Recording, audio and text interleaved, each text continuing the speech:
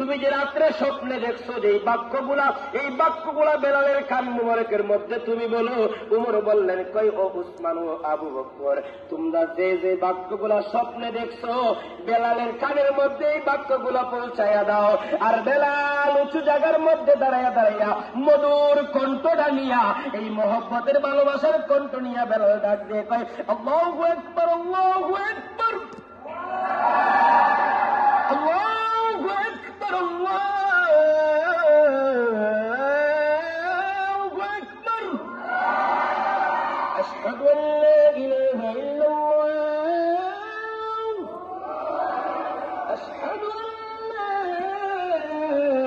ইলাহা ইল্লাল্লাহ,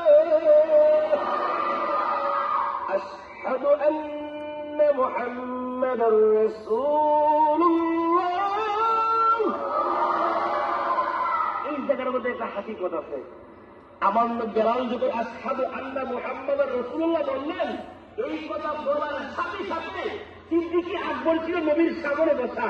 সিদ্দিকী আকবর যখন বললেন, কারণ মধুর কণ্ঠ দিয়ে সর্বপ্রথম যখন সিদ্দিকী আকবর শুনল আমার নবীর নাম মুবারক, কে যেন বলতেছে আশহাদু আন্না মুহাম্মাদুর রাসূলুল্লাহ, এই সিদ্দিকী আকবর এই যে বৃদ্ধাঙ্গুল, দুইটা বৃদ্ধাঙ্গুল আর এই শাহাদাত আঙ্গুল দিয়া সিদ্দিকী আকবর একটা চুমা দিল। একটা চুমা দিয়া মহব্বতের সাথে সিদ্দিকী আকবর এই চোখের মধ্যে আপনার মালিশ করলো। আদান শেষ হয়ে যাওয়ার পর আমার নবী বললেন, ও সিদ্দিকী আকবর, বুঝলাম না তুমি হঠাৎ করে কেন এইভাবে ঠোঁটের মধ্যে চুমা খাইয়া এই চোখের মধ্যে লাগাইলা। আবু বকর সিদ্দিক ডাক দিয়ে বলেন, ইয়া রাসূলুল্লাহ, আপনি নবীর নাম মুবারক যখন মধুর কণ্ঠ দিয়ে আমি শুনেছি, আমার ভিতরে আর রাখতে পারি নাই, আমি আমার ভালো মহব্বতটা কন্ট্রোল করতে পারি নাই। এই জন্যই আমি আমার ঠোঁটের মধ্যে আপনার নাম মুবারক শুনে চুমা খেয়ে আমি চোখের মধ্যে লাগিয়ে দিয়েছি।